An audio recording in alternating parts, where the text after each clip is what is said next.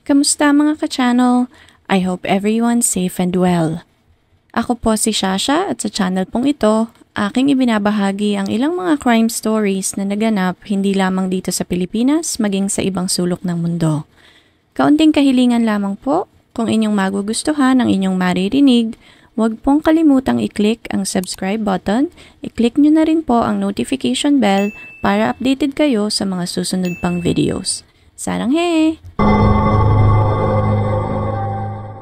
Ang babaeng nasa inyong harapan ay si Aziza Kibibi.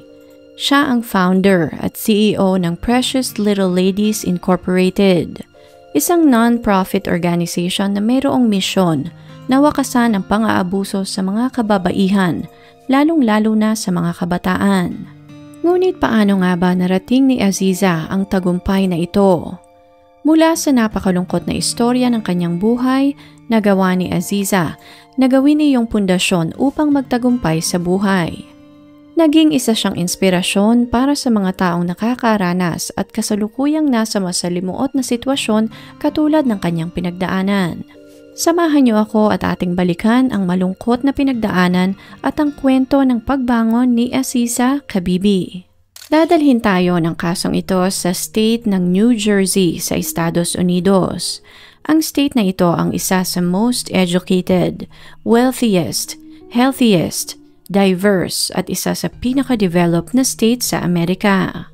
Base sa datos, kumikita ang isang median household sa state na ito ng nasa $96,326 o mahigit 5 million pesos sa isang taon na siyang pinakamataas sa 50 states ng bansa. Base din sa datos, almost 1/10 of the population o 323,000 na tao ay milyonaryo na siyang pinakamataas na representasyon ng mga milyonaryo sa Amerika. Sa lugar na ito matatagpuan ang pamosong Atlantic City Boardwalk, grounds for sculpture, helicopter tours at mga nature and wildlife areas. Base sa census, tinatayang merong 9.2 million residents ang naninirahan sa New Jersey. Sa lugar na ito naninirahan ang pamilya ni Aziza Kibibi. Si Aziza ay ipinanganak noong September 10, 1977 sa Paterson, New Jersey. Ang kanyang mga magulang ay si Beverly Allende na isang business clerk at ang kanyang ama naman ay si Aswand Allende o kilala rin sa tawag na Charles McGill na isang award-winning music director. Ang kanyang mga ninuno ay nagmula sa England. Sa pagdaan ng panahon, nag-migrate sila sa US at nakabili ng isang malaking bahay sa New Jersey. Ang kanyang mga lolo at lola ay West Indians at ang kanyang ama naman ay isang Nigerian-American. Sa pagdaan ng panahon, nagbunga ang pagsasama ng mag-asawa ng 9 na mga supling. Ipinanganak si Aswand Allende noong December 15, 1957 sa Paterson, New Jersey. Pinalitan niya ang kanyang pangalan mula Eric McGill to Aswand Allende nang sumapi siya sa Islam. Aswand means black in Arabic at ang kanyang apelido naman ay isang Nigerian official language na Yoruba na ang ibig sabihin ay we gave praises and he came. Bata pa lamang si Aswand ay nahilig na ito sa musika. Natuto itong tumugtog ng iba't ibang instrumento and later on ay nahilig sa pag-i-edit at pagproproduce ng mga music videos. Nagkaroon ito ng napaka-promising na musical career. Nagkaroon din ito ng pagkakataon na makatrabaho ang sikat na musician na si Bob Marley nang miyembro pa ito ng bandang The Wailers. Nagkaroon din ito ng pagkakataon na maka-attend sa pamosong music awards na Grammy Awards show noong 1980s. Karamihan sa kanyang mga trabaho ay songwriting at mga production gamit ang piano at gitara. Taong 1996, nagkaroon siya ng pagkakataon na maging music director ng sikat na bandang The Fugees sa kanta nilang Killing Me Softly. Siya ang naging music director ng buong album na iyon at iyon ang naging rurok ng tagumpay ng award-winning music director. Bukod sa pagiging musician, si Aswand ay napakarelihiyoso din. Kalimitan ay nagtuturo siya ng mga pangaral ni Allah tuwing Sabado sa kanilang bahay kasama ang kanyang buong pamilya. Noong una ay isang malaki at masayang pamilya ang Kibibi family. Ngunit nagkaroon ng tensyon sa pagitan ng kanilang pamilya dahil sa magkaibang pananaw ng kanyang ama at partido ng kanyang ina. Sa pagdaan ng panahon, namulat si Aziza na palaging sinasaktan ng kanyang ama ang kanyang ina. Sa tuwing magkakamali ito ay palagi siyang pinagbubuhatan ng kamay at parating may sigawan at sigalot sa kanilang pamamahay. Dahil sa alitan ng magkakapamilya, naging malayo na rin ang loob nilang magkakapatid sa kanilang mga grandparents at kapamilya ng kanyang ina. Lumipas ang ilang taon, nagdesisyon ng padre de pamilya na si Aswand na i-practice ang polygamy o ang pagkakaroon ng maraming asawa. Dahil sa desisyong ito, lalo nang nagkaroon ng alitan sa pagitan ng magulang ni Beverly at ni Aswand. Sa hindi maipaliwanag na dahilan, hindi rin naman ito tinutulan ng kanyang asawang si Beverly. Maliit pa lamang si Aziza nang magsimula ang ganitong pamumuhay ng kanyang ama, kaya't lumaki siya na palaging may dalang nobya ang kanyang ama sa kanilang bahay. Normal na rin kay Aziza na makitang nanganganak ang mga asawa ng kanyang ama sa kanilang bahay. Dahil sa ganitong pamumuhay ng kanyang ama, hindi rin sila pinayagang makapag-aral sa isang normal na paaralan. Lahat silang magkakapatid ay homeschooled, kaya't hindi rin na-develop ang kanilang social skills and behavior. Dahil homeschooled nga si Aziza, lahat ng kanyang nalalaman ay base sa direksyon ng kanyang mga magulang. Kung ano ang tama at mali, ano ang dapat niyang gawin at mga bagay na pwede niyang pakialaman, lahat iyon ay nagmula sa kanyang mga magulang. Dahil wala naman siyang ibang mapagkukumparahan, para sa batang si Aziza, lahat ng nangyayari sa kanilang bahay ay tama at normal. Hanggang tumungtong ng 8 taon si Aziza, isang araw ay pinapunta siya ng kanyang ina sa silid ng kanyang ama dahil nais di umano siyang kausapin ito. Hindi sinabi ng kanyang ina ang dahilan kaya tumalikod na siya upang pumunta sa sinasabing kwarto. May kaba sa dibdib ni Aziza habang naglalakad papasok ng kwarto dahil alam niyang mahigpit ang kanyang ama. Wala siyang maalala na nagawang mali kaya't medyo kumalma ang bata. Pagpasok niya ng kwarto, nadatnan niya ang kanyang ama na nakatayo sa harap ng pinto. Inakay siya nito papunta sa kama at saka pinaupo. Taliwas sa kanyang naisip, pinuri siya ng kanyang ama dahil isa di umano siyang masunuring bata. Na-proud ito sa kanya dahil tumutulong siya sa pag-aalaga ng kanyang mga kapatid. Pinuri din siya nito sa kanyang mataas na grade sa kanilang mga leksyon at natutuwa di umano ito dahil mataas ang kanyang mga marka. Dito na nag-relax si Aziza dahil hindi naman pala galit ang kanyang ama. Ngunit sa kabilang banda, hindi pa rin niya maintindihan kung bakit sila naroroon sa silid na iyon kung pupurihin lamang pala siya ng kanyang ama. At bakit sila lamang dalawa ang naroroon gayong maayos din naman ang grades ng kanyang mga kapatid. Dito na nagsalita ang kanyang ama at sinabing naroroon siya dahil sa isang leksyon na ang kanyang ama lamang ang maaaring magturo sa kanya. Tuturuan di umano siya nito kung paano maging isang ganap na babae. Nang mga puntong ito, litong-lito ang batang si Aziza dahil hindi niya maintindihan ang sinasabi ng kanyang ama. Dito na muling nagsalita ang kanyang ama at sinabing tuturuan siya nito kung ano ang kanyang gagawin upang mapasaya ang isang lalaki sa kama. At lahat di umano ng mga ama ay ginagawa at ibinibigay ang leksyong iyon sa kanilang mga anak na babae. Kailangan di umano nilang matutunan iyon bago sila mag-asawa nang sa ganon ay hindi sila mapahiya sa kanilang magiging asawa. Dito na siya inakay ng kanyang ama sa closet at saka inutusang humiga. Dahan-dahang iniangat ng kanyang ama ang kanyang bestida at unti-unting nilaro ang maselang bahagi ng kanyang katawan. Nang mga puntong ito, hindi alam ng batang si Aziza ang kanyang gagawin. Nagtatalo sa isip ng bata kung tatayo ba siya o tatakbo. Litong-lito si Aziza sa nangyayari dahil naalala niya ang turo ng kanyang ina sa kanya dati. Sinabi nito sa kanya na siya lamang o ang kanyang ina ang pwedeng humawak sa maselang bahagi ng kanyang katawan. Hindi naman nasabi ng kanyang ina na pwede ding hawakan ng kanyang ama ang kanyang ari kaya hindi alam ng bata na mga puntong iyon kung tama ba ang nangyayari. Ngunit muli niyang naalala na ang nanay niya nga pala ang nag-utos sa kanya na pumasok sa silid na iyon. Sa isip ng bata ay baka nakalimutan lamang ng kanyang ina na idagdag ang kanyang ama sa listahan ng mga tao na pwedeng humawak sa maselang parte ng kanyang katawan. Walang nagawa ang bata kundi ipikit na lamang ang kanyang mata habang nagpapakasasa ang kanyang ama sa maliit niyang katawan. Hinayaan niyang lapastanganin siya ng kanyang ama at na mga oras na iyon, nangyari na nga ang ikinatatakot ng bata. Iyon ang unang beses na nilapastangan siya ng kanyang ama. Habang nangyayari lahat ng ito, paulit-ulit na naglalaro sa isip ng bata ang mga paborito niyang laruan na maliliit na kabayo. Muli niyang binalikan ang masasayang pangyayari sa kanilang pamilya at paulit-ulit niyang pinlay iyon sa kanyang isip. Iyon ang turo ng kanyang ina na mag-isip ng masasayang bagay sa tuwing may mangyayaring masama sa kanya. Nang matapos ang kahalayan ng kanyang ama, ibinaba nito ang kanyang bestida at tinulungan siya nitong tumayo. Niyakap siya ng kanyang ama at saka bumulong, sinasabing mahal siya nito. Inutusan din siya ng kanyang ama na huwag sasabihin sa kanyang ina ang nangyari. Maaari din di umanong mabaliw ang kanyang ina kapag nalaman nito ang nangyari sa loob ng silid na iyon.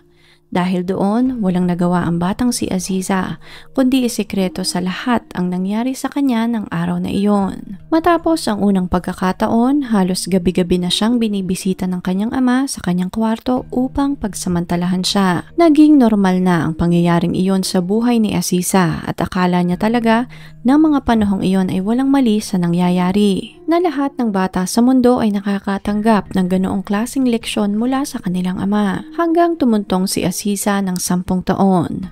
Dito na nalaman ng kanyang ina na hinahalay siya ng kanyang ama. Galit na galit ito sa kanyang ama ngunit wala rin naman itong ginawa upang alisin siya sa sitwasyong iyon. Nagpaliwanag ang kanyang ama at sinabing kailangang pagdaanan ni Aziza ang ganoong experience nang sa ganon ay gumaling ang kanyang skin allergies. Nang mga panahong iyon, meron siyang malalang skin condition at ang paggalaw niya di umano sa anak ang siyang makakapagpagaling ng kahit na anong karamdaman na meron ang bata. Binawalan siyang pumunta sa kahit na anong doktor at mismo ang kanyang ama ang gumamot ng kahit na anong sakit na meron siya nang siya ay maliit pa lamang. Dito na naglakas ng loob si Aziza na tanungin ang kanyang ina kung alam din ba ng ibang asawa ng kanyang ama na hinahalay siya nito. Takang-taka ang kanyang ina kaya't sinabi niya dito na ilang beses na rin siyang hinalay ng kanyang ama at ng nobya nito. Nang mga puntong ito, katulad ng nabanggit kanina, alam na ng kanyang ina na hinahalay siya ng kanyang ama, ngunit lingid sa kaalaman nito na isinasama pa pala ng kanyang ama sa pangahalay sa kanya ang iba pa niyang mga nobya. Dito unang beses na nakita ni Aziza na nagwala ang kanyang ina. Galit na galit ito sa kanyang asawa ngunit hindi rin naman nakinig ang kanyang ama. Sa halip, sa harap ng paslit na si Aziza, binugbog ng kanyang ama ang kanyang ina. At simula noon, hindi na kinuwestiyon pa ni Beverly lahat ng ginagawa at desisyon ni Aswan. Nang tumuntong naman ng 14 na taon si Aziza, bumili ng isang bahay ang kanyang ama sa East Orange, New Jersey. Malaki ang bahay na iyon, ngunit nangangailangan ng renovation. Ngunit kahit na ganoon, lumipat na sila sa bahay na iyon habang nire-renovate pa lamang ang kanilang bahay. Sa bahay na iyon rin, unang nabuntis ni Aswan ang panganay niyang si Aziza. Walang mababakas na emosyon sa mukha ng kanyang ama nang malaman nitong nagdadalang tao siya. Dito na biglang nagsalita ang isa sa mga nobya ng kanyang ama at tinanong kung magkakaroon daw ba ng genetic disorder ang sanggol na kanyang dinadala. Sa pagkakaalam niya di umano ay hindi maaaring magkaroon ng supling ang magkapamilya dahil mataas ang chance na magkaroon ng problema o sakit ang bata. Nang marinig ito, biglang naghihiyaw ang kanyang ama at pinagbuhatan din ng kamay ang kanyang nobya. Hindi nito nagustuhan ang isipin na magkakaroon ng problema ang anak niya sa kanyang anak. Lumipas ang ilang buwan, nagsimulang makaramdam si Aziza ng paghilab ng tiyan. Akala niya noong una ay dahil magkakaroon lamang siya ng buwan ng dalaw. Ngunit signs na pala iyon na malapit na siyang manganak. Nang mga panahong iyon, wala pang linya ng tubig sa kanilang bahay. Wala din silang maayos na banyo kaya't nagbabanyo ang buong pamilya sa isang makeshift toilet sa labas ng kanilang bahay. Isa lamang itong Home Depot na timba na mayroong toilet seat sa ibabaw. Kapag umaabot na ang dumi at ihi sa halos kalahati ng timba, ibinabaon nila iyon sa lupa sa likod ng bahay. Pumasok si Aziza sa makeshift na banyo dahil masakit nga ang kanyang tiyan. Nang umupo siya sa bowl ay biglang sumabog ang kanyang panubigin kaya't nagpanik siya at naghihiyaw. Dali-dali naman siyang pinuntahan ng kanyang ina kasunod ang kanyang ama. Binuhat siya nito sa isang kwarto at ilang minuto lamang ay lumabas na nga ang panganay na anak ni Aziza sa kanyang ama. Hindi siya nahirapan sa panganganak na iyon. Sa kanyang pagkakatanda, ilang beses lamang siyang umiri at lumabas na agad ang kanyang anak. Isang batang babae ang naging bunga ng pangahalay sa kanya ng kanyang ama. Sanay na ang kanyang ama sa mga ganoong pangyayari dahil karamihan sa kanyang mga kapatid ay ipinanganak na din sa kanilang bahay. Alam nito ang gagawin ng mga panahong iyon at nang lumabas ang bata, chinek nito ang sanggol at masayang-masaya ito nang makumpirma na walang problema sa bata taliwas sa sinasabi ng nobya nito bago siya manganak. Nang makitang walang problema sa sanggol, dito na nabuo ang maitim na plano ng kanyang ama. Nabuo sa isip ni Aswad na siya ang napili ng Panginoon na siyang magpaparami ng angkan ng mga tao at siya at ang batang si Aziza ang magiging magkapareha. Pinapayagan di umano sila ng may kapal na magpakarami dahil sila ang napiling pamilya ng may kapal at tanging ang pamilya nila ang maliligtas pagdating ng paghuhukom. Na ang kanyang blue blood children ang siyang muling magpapadami ng tao sa mundo pagkatapos ng pagkagunaw. Dahil sa obsesyong ito, bumili pa nga si Aswad ng singsing para sa anak niyang si Aziza at niyaya siya nitong magpakasal. Sa pagdaan ng mga taon, nagkaroon si Aziza ng 4 na anak sa kanyang ama at 2 naman sa isa pa niyang kapatid na babae. Nang tumuntong ng 21 si Aziza, dito na niya ipinanganak ang nag-iisang anak niyang lalaki sa kanyang ama. Na mga puntong ito, hindi lamang si Aziza ang nakakaranas ng pang-aabuso, kundi pati na rin 3 pa niyang kapatid na babae. Nang mga panahong iyon, buntis din ang isa niyang kapatid at halos sabay silang nanganak ng taong iyon. 5 buwan matapos maipanganak ang sanggol na lalaki. Nagising sila isang araw na nagkukumbulsyon ang bata. Nang mga panahong iyon, naruroon ang isa niyang kapatid na lalaki na nagtatrabaho sa labas ng state bilang isang graphics designer upang makatulong sa pinansyal na pangangailangan ng pamilya. Ito ang kumumbinsi sa kanilang ina na payagan silang maitakbo ang bata sa ospital. Iyon ang unang pagkakataon na nakatungtong si Aziza sa ospital kaya't lahat iyon ay bago sa kanya.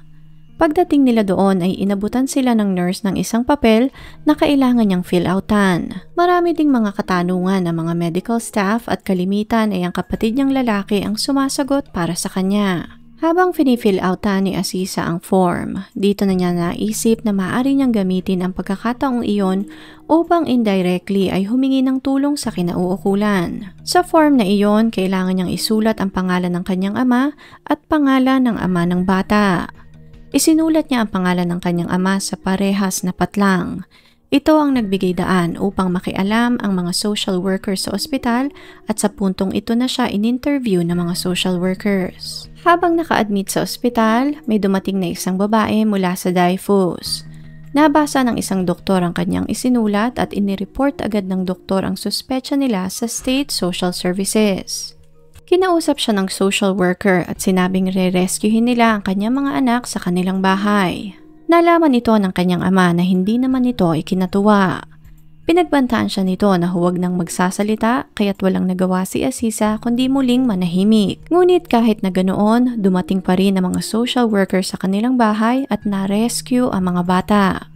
Dinala ng mga social workers ang mga bata sa ospital upang masiguro na nasa maayos ang kanilang kalusugan. Nang matapos ang pag-rescue sa mga bata, walang nagawa si Aziza kundi bumalik sa kanilang bahay and as expected, nagpatuloy ang pananakot at paglapastangan sa kanya ng kanyang ama. Takot ang bumalot sa pagkatao ni Aziza ng mga puntong iyon kaya't wala na siyang nagawa kundi muling sumunod sa ipinag-uutos ng kanyang ama. Ngunit kahit na ganoon ang sitwasyon, sa puso ni Aziza ay nagpapasalamat siya dahil nakawala na ang maliliit niyang anak sa dilubyong pinagdadaanan nila sa pamamahay na iyon. Masaya si Aziza dahil ng puntong iyon ay malaya na ang kanyang mga anak. Hanggang sumapit ang isang gabi, akay ng kanyang ama ang isa sa kanyang kapatid na babae papasok ng kwarto upang muling pagsamantalahan. Parang may kung anong boses ang bumulong kay Aziza at dito na ito nagkaroon ng lakas ng loob Napigilan ang kanyang ama. Ihinarang niya ang kanyang katawan at doon na niya sinigawan ang kanyang ama. Napuno ng hiyawan at iyakan ang buong bahay.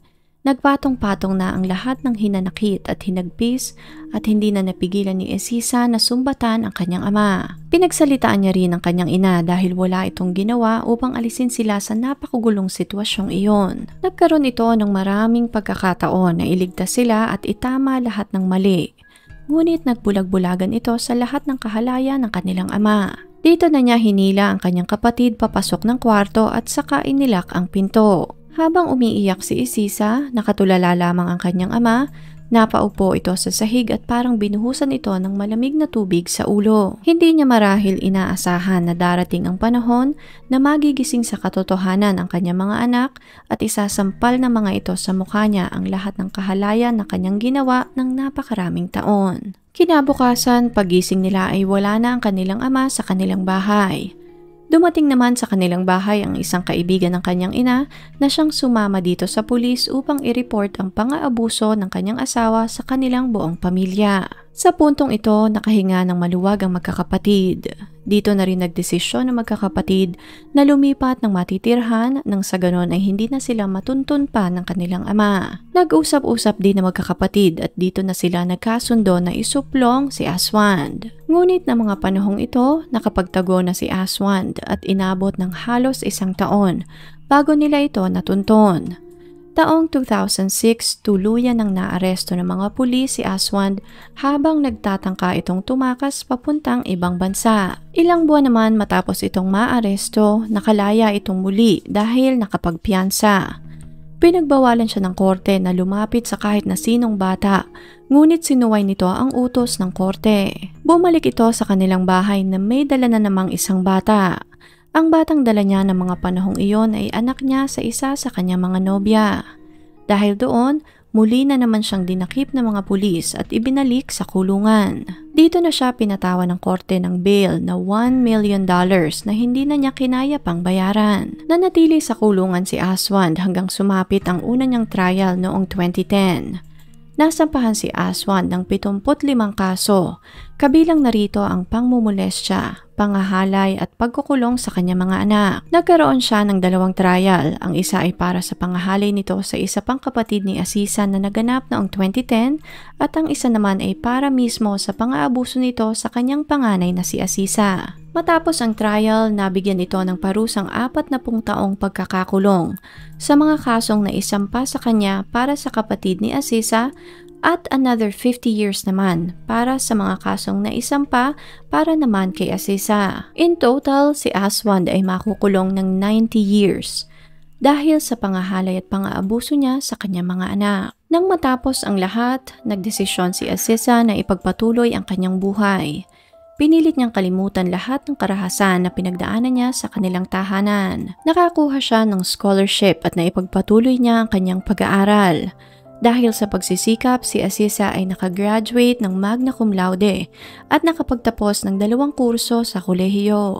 Ginawa ni Aziza ang lahat upang maiayos ang kanyang buhay at makalipas ang 3 taon, nagawa niyang kuhanin pabalik lahat ng kanyang mga anak mula sa foster home. Simula nang makawala siya sa anino ng kanyang ama, ginugol niya ang kanyang buhay upang maging instrumento na tutulong sa mga kababaihan at mga bata na nasa parehas na sitwasyon. Isinulat din niya lahat ng kanyang karanasan sa isang libro na pinamagatang Unashamed. Itinatag niya rin ang isang non-profit organization na tinawag niyang Precious Little Ladies na naglalayo na maghatid ng edukasyon sa mga kabataan at kababaihan na naaapi at naaabuso at kung paano sila makakawala sa ganoong sitwasyon.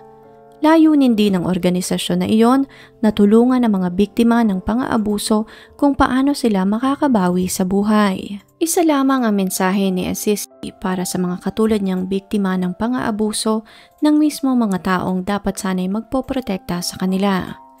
Maaaring matagal bago sila makabangon at maghilom lahat ng sugat, ngunit hindi ito imposible kung mag-focus sila sa kanilang sarili. Na palagi nilang isipin na ang nangyari sa kanila ay hindi refleksyon ng kung sino sila bilang tao. Sila lamang ang makakapagpabago ng kanilang buhay kaya't kailangan na akayin nila ang kanilang sarili sa kabutihan. Focus on your healing because there is always light at the end of the tunnel. Aziza is now a public speaker, counselor, YouTuber, a college graduate with 2 degrees, author ng sarili niyang libro at higit sa lahat, isang survivor ng taong-taong pang-aabuso. Nagbukas din siya ng isang bakery upang magbenta ng cakes at tinapay. Kung inyo pong nagustuhan ang kasong ito, please leave a comment and consider subscribing. Tap nyo na rin po ang notification bell para updated kayo sa mga susunod pang videos. Salamat po and ingat!